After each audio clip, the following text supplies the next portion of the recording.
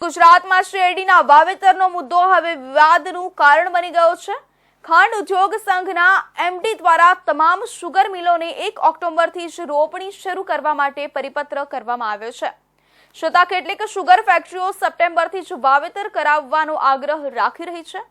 ખેડૂત હિતની અવગણના કરતી શુગર મિલોના આ વલણને કારણે ઘમાસાણ સર્જાયું છે। દક્ષિણ ગુજરાતની શુગર ફેક્ટરીઓના પિલાણને ધ્યાનમાં રાખીને શેરડીનું વાવેતર કરવામાં આવતું હોય છે।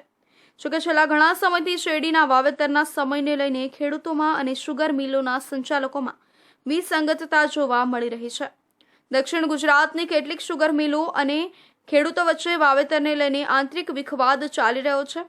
સામાન્ય રીતે સપ્ટેમ્બર મહિનામાં વાવેતર કરવાનો આગ્રહ શુગર મિલો રાખી રહી છે, પરંતુ ખેડૂતો 1 ઓક્ટોબરથી રોપણીની શરૂઆત કરવામાં આવે તે પ્રકારની રજૂઆત કરે છે।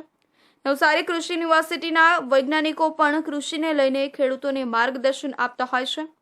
તાજેતરમાં જ નવસારી કૃષિ યુનિવર્સિટીના વૈજ્ઞાનિકોના એક રિપોર્ટ મુજબ સપ્ટેમ્બર મહિનામાં શેરડીના વાવેતરની શરૂઆત કરવા 1 ઓક્ટોબરથી જ શેરડીના વાવેતર કરવું ખેડૂતો માટે હિતાવહ હોવાનું માને છે।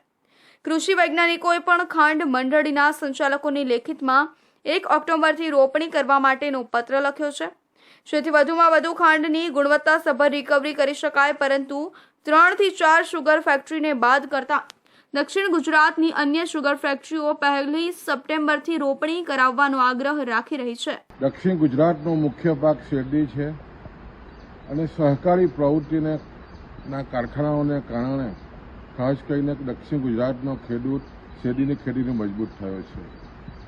પણ જે રીતે છેલ્લા 50 વર્ષથી જે રીતે સતત શેરડીની ખેતી થઈ રહી છે અને પેટર્ન પણ જે રીતે બદલાઈ છે, અને ખાસ કરીને છેલ્લા 10 વર્ષથી સપ્ટેમ્બરમાં વાવેતર કરવાની જે રીતની ભલામણો થઈ રહી છે, અને ખાસ કરીને જે રીતે શુગર ફેક્ટરીઓ જે સપ્ટેમ્બર વાવેતર આપી રહી છે, અને અનુસંધાનમાં ખેડૂતો વહેલી વાવણીને કારણે વહેલી કાપણીની નીતિને કારણે જે રીતે સ્થિતિ બની છે, સપ્ટેમ્બરમાં સતત વરસાદ અને ઉગાવો પણ ઓછો, અને ખાસ કરીને કૃષિ તજજ્ઞોની પણ જે રીતે ભલામણ આવી રહી છે કે તમારે ઓક્ટોબરમાં જ વાવેતર આપવું જોઈએ, એના અનુસંધાનમાં ગુજરાત રાજ્ય ખાંડ ઉદ્યોગ સંઘે તમામ શુગર ફેક્ટરીને પરિપત્ર કર્યો છે।